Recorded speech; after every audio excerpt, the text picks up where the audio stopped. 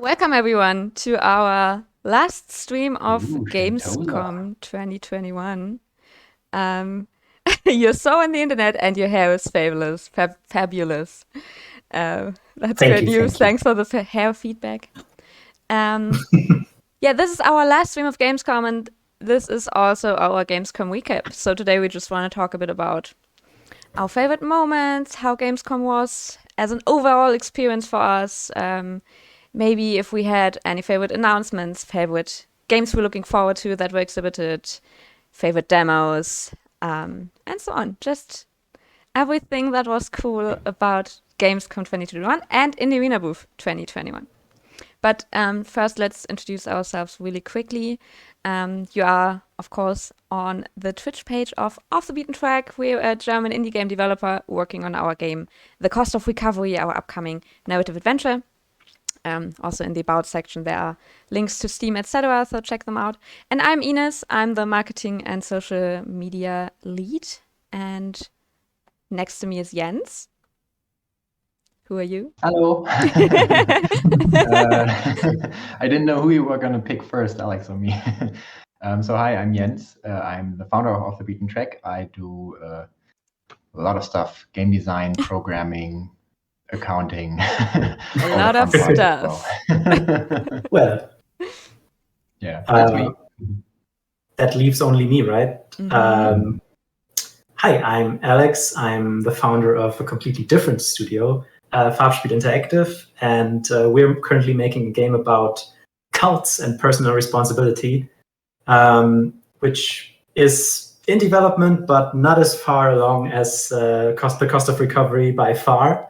Yeah, I'm happy to be here. But you're also a much younger studio, so... That's true. Freshly hatched. Tell us about Farbspiel Interactive. When did you start?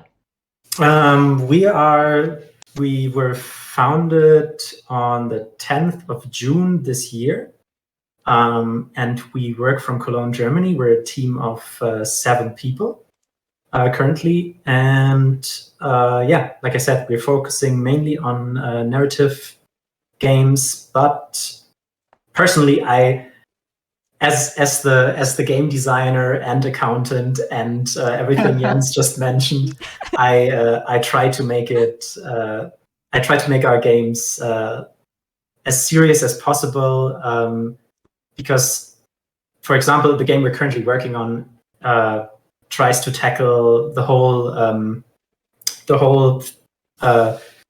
disinformation campaign thing that happened during Corona, which is loaded subject. Let's just leave it at that. I think it's. I'm really happy to tell everyone more as soon as we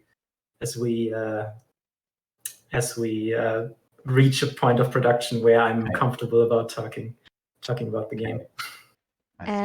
So it sounds like a pretty loaded topic, just like you said. It's a difficult topic. A couple of days ago, I was on a stream where we talked about tackling difficult topics in video games. So I'd be super interested to learn more about your game once you're ready to share it and how you tackle that topic of misinformation. Is it more about I don't know if you can answer this, but is it more about the media? Is it more about spreading by what's it called? Voice of mouth? Word of mouth. Word of mouth. That's it. Or how does it work? I think it's more about your own susceptibility to this kind of stuff, because what I found out during Corona is that even people you think are resistant to this kind of narrative sometimes tend to fall for misinformation, not because they are stupid or not intelligent, but due to their own emotional susceptibility at that time, because we all experienced a really dark episode probably when we had to isolate ourselves and couldn't do the stuff we would normally do. And I want to show people how human it is, but also make people understand what makes us susceptible to this through games. Jesus, now that I see it, it's a good idea. Really, it's really a good idea. Sounds super interesting. Yeah. But it's really brave that you are inspired by Corona, because so far I have the feeling like a lot of media tries to just ignore Corona and that it's there and that we had to deal with it for 1.5 years. And it's cool that you're actually inspired by it and that you found something important in everything of this that you want to make a game about. Mm-hmm. Yeah, we all grew through it, I think. And the Indie Arena booth grew as well, I think. And we everyone learned something from it in a way or another. I think while we are physically apart, we are together digitally this time, and I'm really happy about that. Yeah, the world definitely became more digital. Our workspace as well. Just for better digital. and worse. Yeah. For better and worse. Better and worse. Also, it's super interesting that you are starting your team with your company with 7 people. I mean, we're 7 people by now as well, but we kind of grew to it and started with 4. But it's really cool that you managed to get so many people on board right away. Yeah, lucky shot, I'd say. Lots of privilege, and I met the right people at the right time. Like I said, we were really lucky in that way. That we can afford to have that many people on the team. But I love my team dearly, and they mean the world to me, and I'm happy to be working with them. That sounds wonderful. I'm a bit jealous. What? That came out wrong, but what I wanted to say is I know some people on the team, and I really, really like them and love them, and that you get to work with them. That is pretty awesome.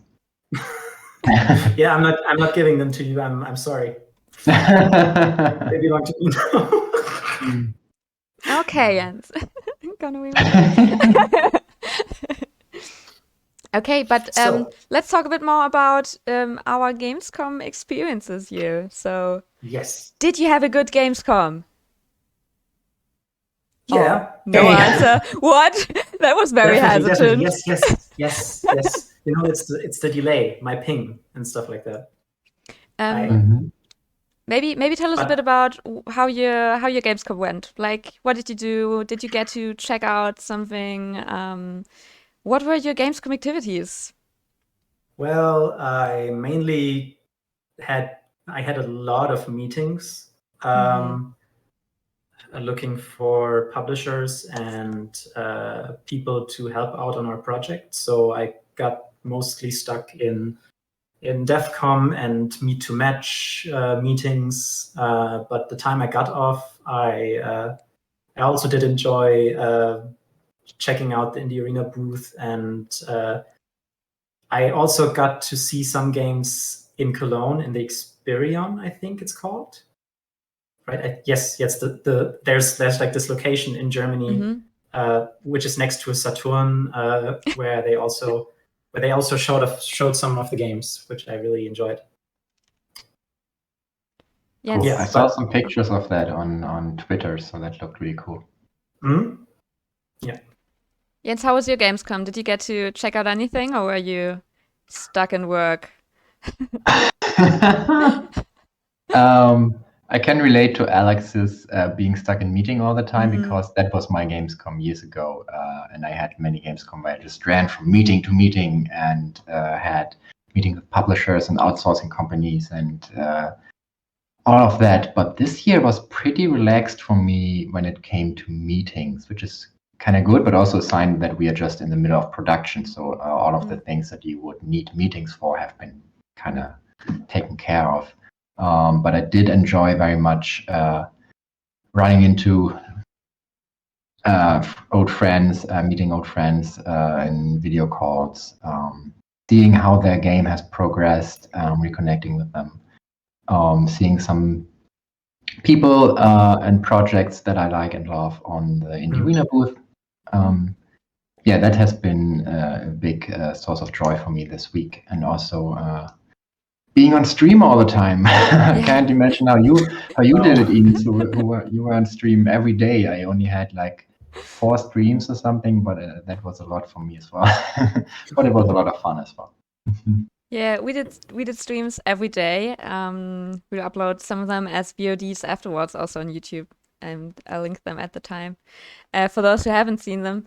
But yeah, we thought this year let's do a bit more for Gamescom, and I might have underestimated the work that goes into all these streams. But it was it was totally fun, and the streams themselves, I really had fun with those. And also yesterday, Alex and me, another Alex from our development team, were guests in a stream of a German Twitch streamer, Altera Gaming. And Altera Gaming is online each day of Gamescom for 8.5 hours about. And I can't imagine the kind of work and stress that has to be. I mean, maybe some people are just made for it, but yeah, the amount that we did was enough for me, so to say. Of course, I got to check out the Indie Arena booth mainly. Not that much the rest of the Gamescom. Of course, I watched the Awesome Indies show, which was like 1.5 hours, to find out a bit more about the most exciting indies that are coming out. But yeah, sometimes after all these streams and stuff, you just want to fall into bed or watch a series. Yeah, I think that's also something that we talked about right before we went online, the accessibility and how the path to Gamescom got a little bit shorter. I think that was really relaxing as well when I think about how I barely got to eat anything the years before when I worked at a booth. That was wild. It was way more comfortable this year.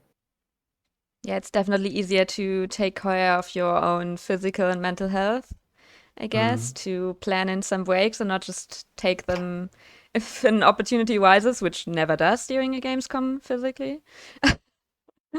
Yeah. Your words, not mine. Gamescom used to be, at least the real life Gamescom used to be very bad for at least my health, because like finding something to eat is really hard for me in the mess halls. The only thing available for me would usually be pretzels and French fries. Oh yeah. And that's not healthy to eat for a whole week. And yeah, then there's the parties and staying up late and then getting up early to get back to Kölnmesse. And this year, I got to cook my own meals every day, and I got to go to bed whenever I wanted, and I love that. Yeah, it's a little bit different, but I guess I got lucky in the last physical Gamescoms because I was always working at a booth, and we had some catering for our break time. So wow. Yeah, at least we got something different to eat every day. That's already something. But yeah, that meant getting up extra early to be there on time and stuff. Yeah. That being said, I still miss it. Yeah, totally. Maybe some negative aspects to a physical Gamescom, but the positives outweighed by far. Like meeting all these people again, just bumping into them randomly, seeing these people, seeing everybody again, being in these halls, checking out these awesome games. It's really, really cool, and I miss it a lot, and I really want to go back next year. I hope it will work. Yeah. Walking past the one hall where they sell hardware or throw like mainboards into the crowd, everyone going nuts, being like, "Wow, this is wild!" And accidentally walking into a crowd that forms around a stage that is about to like haggle off gaming laptop for push-ups or something like that. I miss it. Oh, it's so funny how wild times. we want to talk about this year's Gamescom. Now we are sunk deep into Gamescom nostalgia for Yeah, we 2019. should probably get back on track. You're right.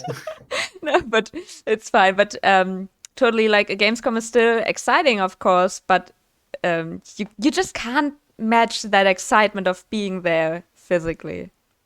And one thing that I mean, just saying one negative thing so we can get to the positive afterwards, but one thing I miss is this randomly walking by a booth and seeing like key arts and stuff and being like, wow, I've never heard of this game, but it looks really cool. I'm going to check it out. And with digital Gamescom, I find it harder to like randomly explore. Because at Gamescom, you could have like a day where you say, okay, I'm not searching for anything specific. I won't go to a certain booth. I'll just walk through the halls and see what's in there. And I find that a bit hard to mirror in a digital Gamescom. Like now I'm specifically going to Indie Arena booth, specifically looking for awesome indies, but not exploring so much, I guess. But I think the Indie Arena booth app did that pretty well. Yeah. For me, at least. I think it's still a nice way to discover new games. Although it's a little bit different. You're right. It's not just I think I had some more time to try stuff out though, and I think I will I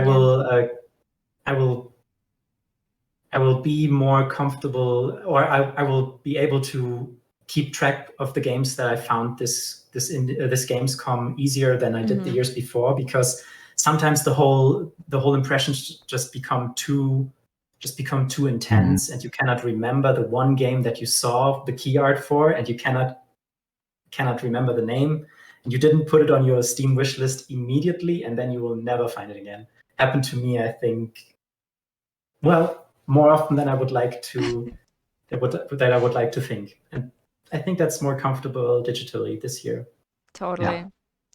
Yeah. I always went around with a like notes app and just writing down names of games when I was at physical Gamescom, just so I'd keep them in mind. So perfect segue. What did you guys find this year? What was your favorite game at the Indie Arena booth or beyond, maybe even? So who wants to start? Because I got quite some. I can start. Yes. There are two dimensions of this. So first of all, I really enjoyed Indie Arena booth in general and the games there. That was really cool. It was even better than expected. I expected it to be great, but it was really, really awesome. So that was really cool to see. The single game that I was most excited about when I saw it is a game that I do not know how to pronounce. I'm guessing it's called Xel, Xel. It was announced by Tiny Raw just a couple of days ago. They just announced it at Gamescom. And it looks so pretty. How dare you take the game away that I wanted to say? We should have talked in advance. I knew it. Oh no, we didn't plan this.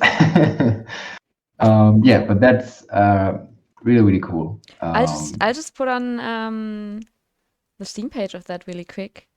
So yeah, if you can put it on the stream. I think you can see it. You can just see it on stream. You too, I mean. But I have the stream. I think I have it here. Yeah. Clicking through the screenshots really quickly. Yeah, so I know some people from the development team, and I didn't know what they were working on, but seeing it now is really, really cool. Yeah, so I'm excited to play that game. I think it's a really nice look as well. It's a little bit more alien than, for example, the Zelda games. It's a little bit more vibrant in color, and that's pretty cool. Yeah. I'm always a fan of these strong color schemes, and it looks like the game has that. I don't know how, but it went past me. You two both had it as your favorite. Well, that's why we're doing this stream. Yeah, that's great. To give people the things they missed, I think, right? Like an after Gamescom discovery of games. That's great. Apart from that, a game that has been announced for a long time, but I'm still excited that it's going to come out soon, is Elden Ring, the new game from the makers of Dark Souls. And it won one of the Gamescom. Did I again take a game away from you, Alex? Okay. It won one of the Gamescom awards during opening night live, and I was really happy to see that. I was a bit confused because it won the Best PlayStation Game Award, but it comes out for multiple platforms, so it didn't make any sense to me why that award was the one it won. But I'm still excited for the game. Very nice. Also putting that on the stream, but I guess Yeah. a lot of people have heard of Elden Ring by now. I hope. I have to say I'm not the biggest J.R.R. Tolkien or whatever his name is. the guy that did Game of Thrones. George R.R. Martin. Yes, thank you. Whatever. Damn. Okay. Forget my face. R.R. or just the R? street. I don't know. Just forget my face once you left the It's stream, George guys. R. Martin, right? With one George R? R. Martin. Yeah, I think so. I don't. I'm not that big into fantasy. But yeah, it made waves. Let's just say that. Yeah, but also expectations are high. Like the pressure's on Elden Ring, I think. Hope it gets as good as we all hope. For me. Yeah, no. Go first. Go in. I also I really enjoyed. I've been looking at this game for a long time as well.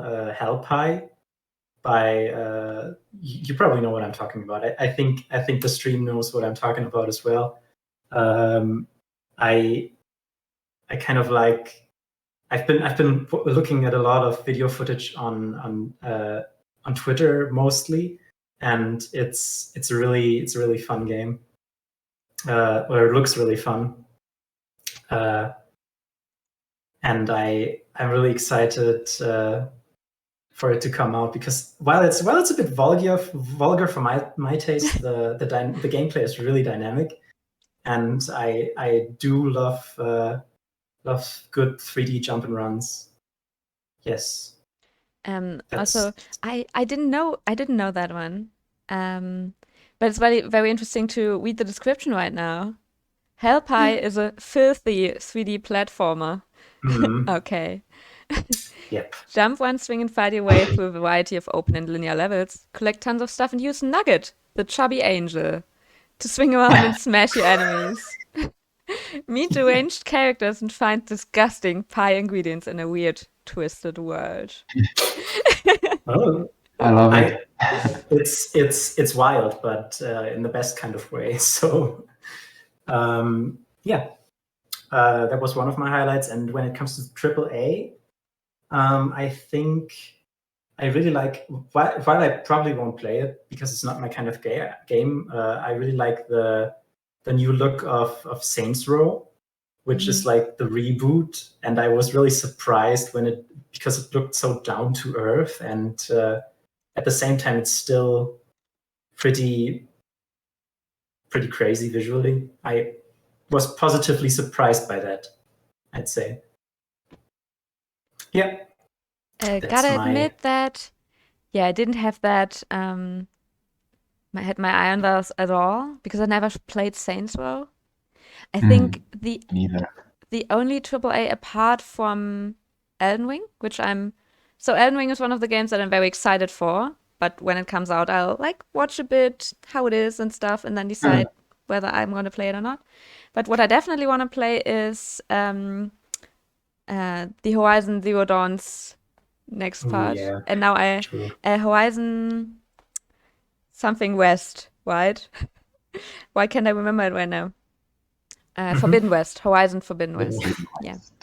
And we're looking forward to that one because I played Horizon Zero Dawn just quite recently and both enjoyed the main story a lot and found some other things a bit lacking in comparison to other open world games, and I'm super excited to see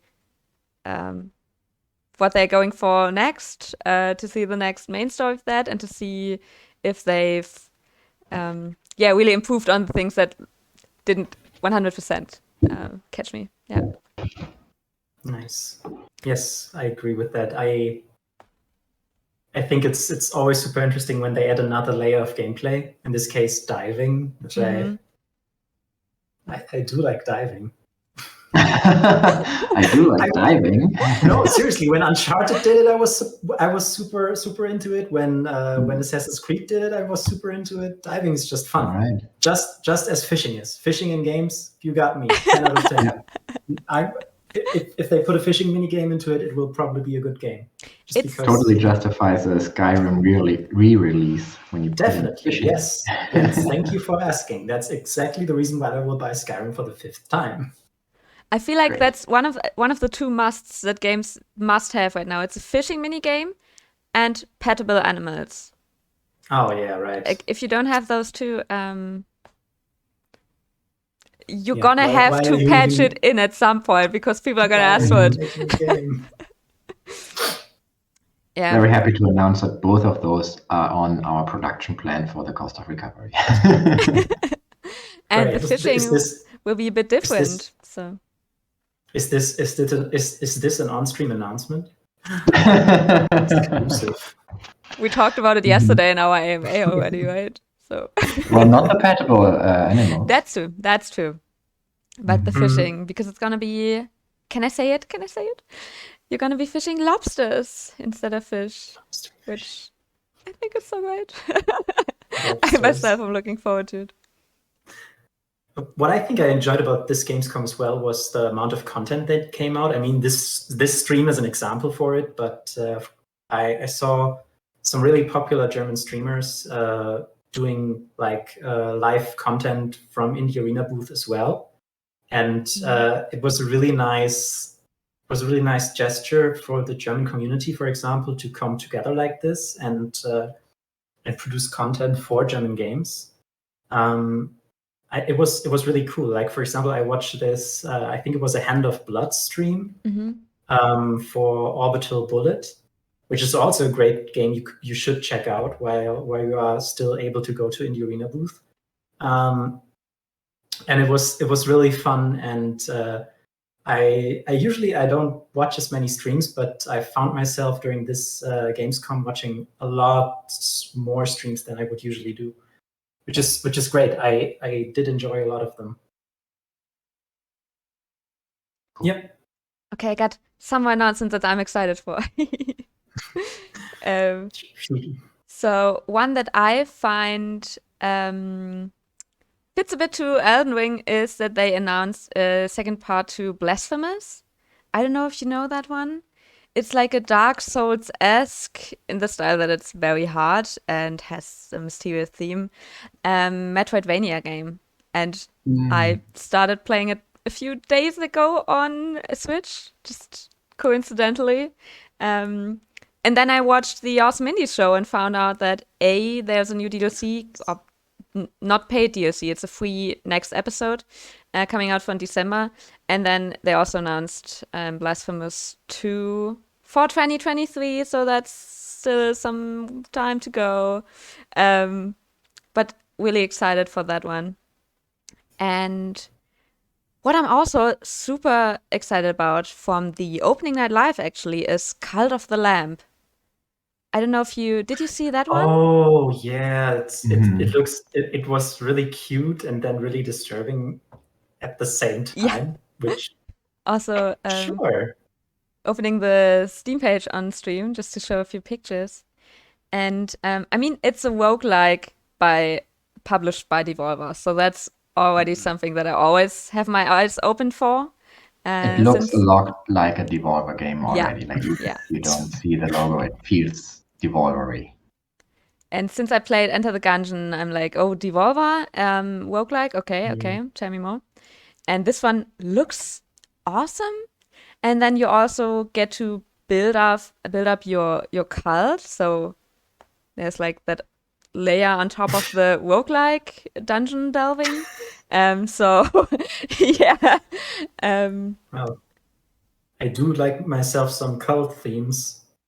You do? Why? Wonder where that came from. But yeah. Do you have a name for your game yet, Alex? We have a development title right now. Okay, a development title. So not really interesting. Just watch out for the announcement when it comes out eventually, because it will probably not be the thing that it is right now. Our game was initially called Until It's Gone, but then we realized that nothing goes anywhere. There's nothing then it's gone. So the title didn't really make sense. And then we had the hardest time finding a real title for the game. I mean, so hard to find a name. Isn't there also a Linkin Park song that's called Until It's Gone? Yeah, sorry. Yeah, I think there is. I always gotta think of Since You've Been Gone, right? Isn't that one? Oh yeah, that's also. Since You've Been Gone. Until It's Gone. Did you guys watch the Indie Arena Booth Awards? Yeah, some of it. I didn't actually. I really think it's great that Dorfromantik that Dorfromantik won. I'm really happy about the game's success. It's really awesome, and I discovered it I discovered it through friends. They introduced it to me, and then I was like, wait a second, I know the developer. Why didn't I know about this? And then it kind of went through the roof, and it was really cool. Yeah. And I think it's well deserved that they won. Yeah, definitely. If I recall correctly, they also won a lot at the German Games Awards in April. Isn't that right? I think they won a lot of awards there as well. Well, at this point, congratulations again, should any one of them be watching. Yeah. And they are crazy successful, and that is so great to see.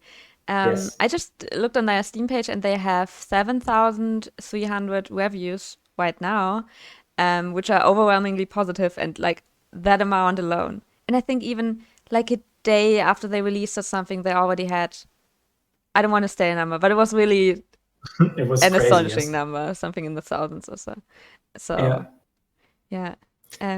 Also nice to see that there is a demand for quiet games where you can take your time, or you don't have to be hectic and shooting or fighting or whatever, but chilled puzzle games.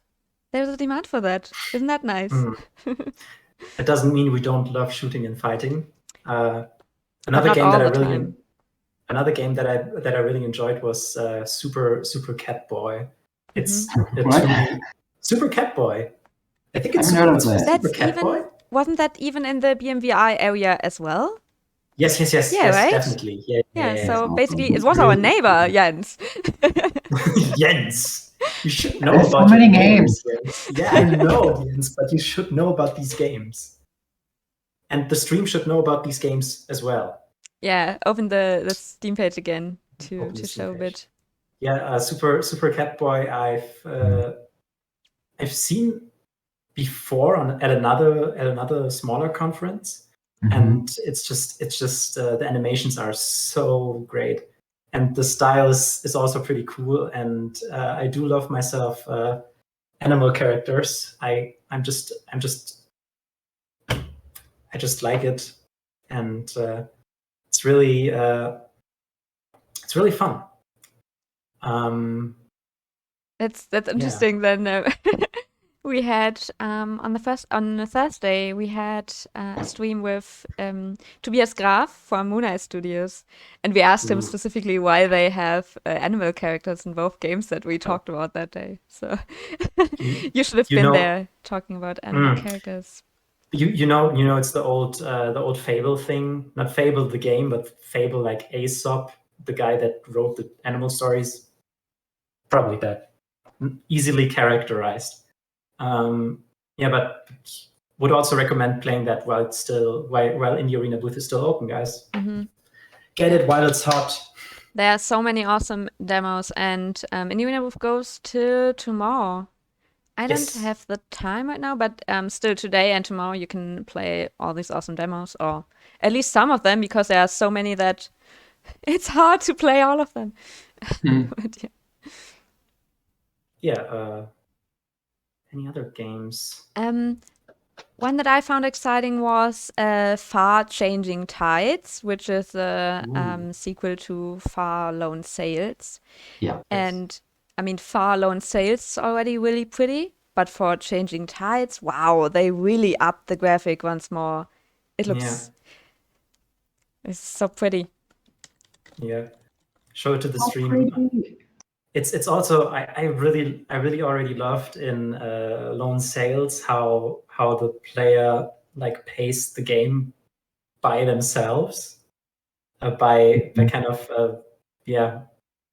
playing the game, and how the narrative slowly built up.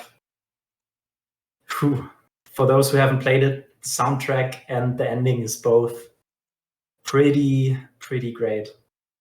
And you should play Far Lone Sails, and afterwards probably Far the other Far game. Sorry, you just said the name. I already forgot. Changing Tides. Changing Tides. Thank you. Will probably be out by that point. It So you don't has have to- coming soon, so on the Steam page at least. Well, And it must be soon. But yeah, they also said that they really upped like the content of the ship, all the mechanics that you will use to move your ship, and yeah, like all the puzzles you have to do to move your ship, and I get more skills so you can move on, and looks really good. And I mean, the graphics are already catching me, and the gameplay also looks really fun. So it's kind of a no-brainer. any games that really surprised you that you didn't know before, or that were like visually completely out there? Jens, something? Because Or I didn't have that moment this Gamescom. Gotta be honest with you. Mm-hmm. And that probably wasn't because there wasn't something that could have surprised me. It's probably only that I didn't have the time to see everything.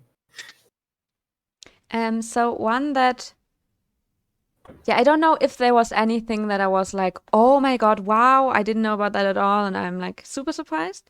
But one that I saw in the Awesome Indies, where I thought on the first look that it wouldn't be something for me, and then it looks like it has a great humor, is Terrorbane. I'll also put that on stream really quickly. Terrorbane with a big error in the name.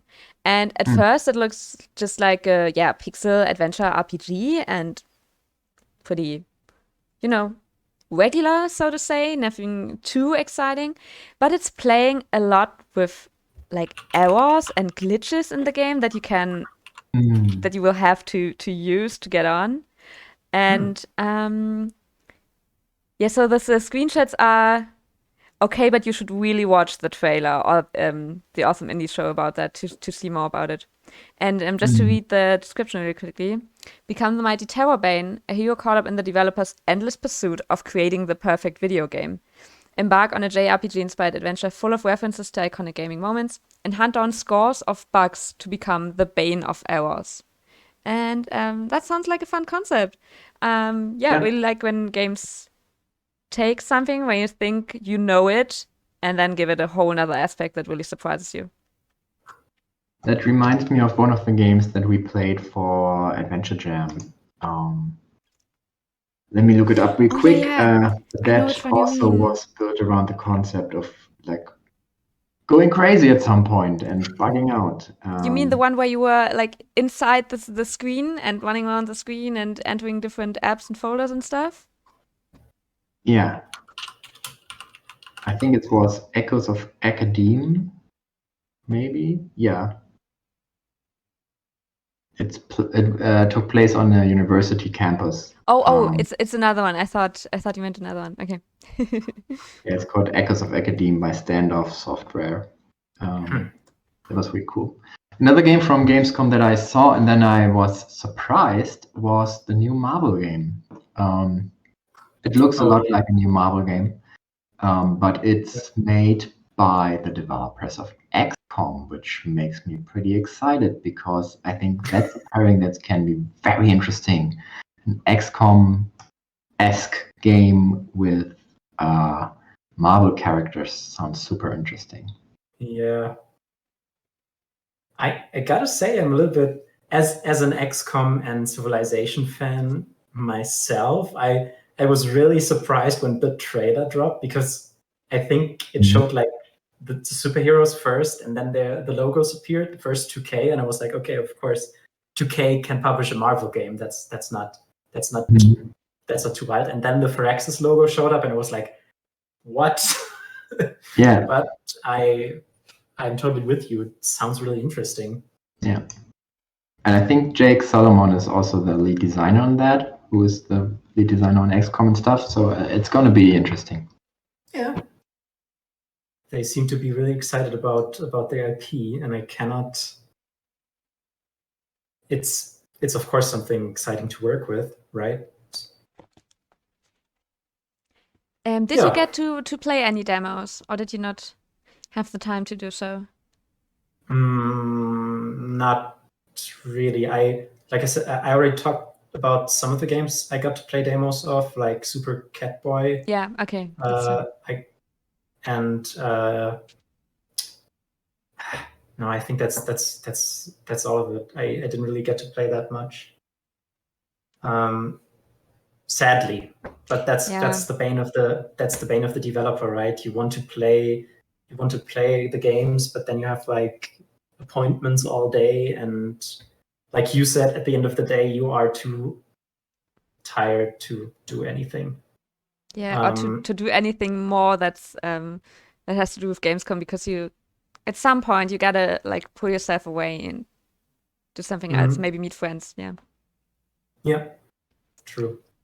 I was very glad to. We had me and again Alex from our development team had a stream yesterday where we tried out some demos. So that was a cool opportunity to both have a stream and thereby kind of forcing myself to to play some demos. And forcing yourself to play demos. Well, I mean, just because otherwise I might have pushed that into the future until they are no longer available. But then I had to do it at some point. But I was very glad about it because we played 5 demos and all of them were great.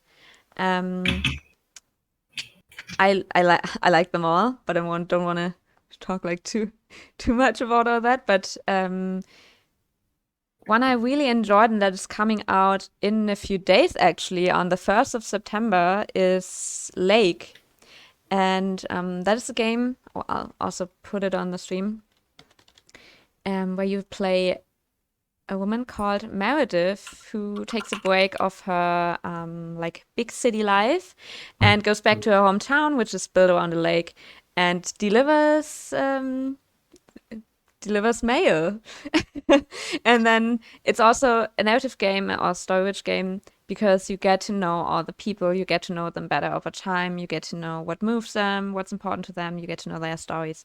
And I really love that combination of doing chores or like basic work in games. I don't know, I just like it. This delivering mail is great. And then while doing that, finding out the stories and also getting to know these people slowly. Like on the first day, they are like, oh, I remember you, you're back here, you're just chit-chatting a bit about who you are. And then, I mean, we just played the demo, but I'm very sure that you will get to know them better. And I like that. It feels so organic to, you know, it's not just like they dump all their emotions on you right away, but you need to get to know them first. And it also looks really great.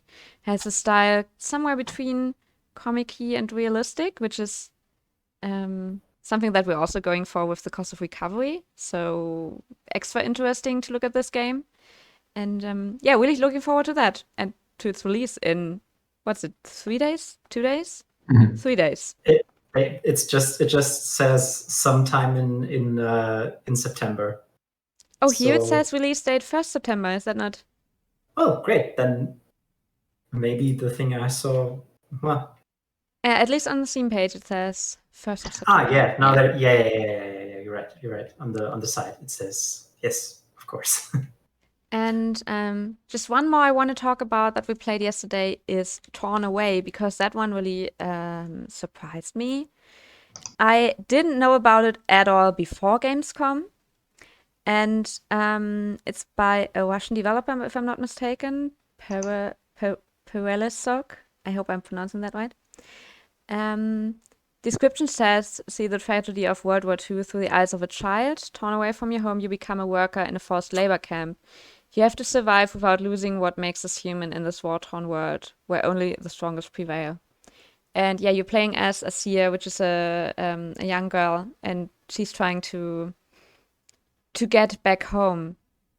And in the Steam description, you see all these mainly 2D side-scrolling graphics. And then I was really surprised when the game also featured 3D stages where you move forward, or also, for example, you are in a 2D surrounding in a house, but when you click on a shelf to see what's in there, it changes to this 3D view, so you can really look at all the things, turn them around, and it's not just like stuff appearing on the 2D screen. So, I mean, I really love the 2D looks, so even before that, I was interested in this, and then it was super cool to find out, that there's more layers to this even. So that's definitely one that surprised me during the demo playthrough, which is very cool if you manage to do that, I think. Pretty cool. Pretty cool. Pretty cool. Pretty cool. Well, what do you say? No, I didn't get to play any demos at all, except for A Juggler's Tale, which we played on stream as well. But I had already played the demo at Adventure X in London a while ago. But it's a great demo. I already got to play that demo previously as well. I think it was in Cologne during Indie Game Fest, and it's just so interesting. I really like it. And it's also just extra cool to be playing it with the developer on the side. That is the Gamescom feeling, to have someone standing next to you and telling you, oh yeah, and we got this idea when we did this and thought of that, and explaining all the inspiration, etc. to you. That's what I usually like about the live experience. So very glad that we got that kinda in the streams. I think the Indie Arena booth provided that pretty well with the chat function and the avatar system. So it would feel like someone was there while you were playing. And that's something we said in advance as well, that it really was a big improvement compared to last year, because no offense, it didn't seem as much improvised as the year before. And I think it will be really interesting to see next year what the hybrid version of Gamescom slash the Indie Arena booth will look like, because I have to say I'm especially interested in that, because maybe next year will be a little bit more relevant for me and my team. So yeah. I'm really interested to see more of your game next year. Same. You are too. I'm really interested. I'm also really interested in seeing more of our game. Just skip to next year. Wouldn't that be nice? Be like, wow, that would skip the work. without me being there, and without me. I want to skip it, but I probably shouldn't. Yeah, it's cool that Indie Arena booth is very aware that they have to be a bit more than just a virtual expo that you can go through, and that they basically implemented this game into the virtual expo. So the leveling up system. Yeah. You can collect all the stickers and the patches, etc. Because of course you can go into the Indie Arena booth online, but you can also, if you just want an overview of all the games, you can also just go to the Indie Arena booth Steam event. But then you'd be missing out on half the fun and on that game that is overall the other games. So it's really cool that they thought of that, and that it wasn't enough for them to just make a virtual expo where you can just walk around, and that they made more. Yeah. And implemented those NPCs, giving the developers the option to kind of talk to the ones coming there, tell them more about the game. Yeah. Like I said, I'm really excited to be part of the Indie Arena booth myself. Hopefully one day. Next year. Sure. Next year. And yeah, it's already pretty exciting to visit it online like this. And I'm really excited to see what the team is going to do next year. And like there has never been a year where the Indie Arena booth hasn't improved what they are doing. Mm-hmm. And I stand with that. That's something I will never back up on. It's impressive how important they are by now, and that as a customer, if you want to see indies, you go to the Indie Arena booth. That's the station for you.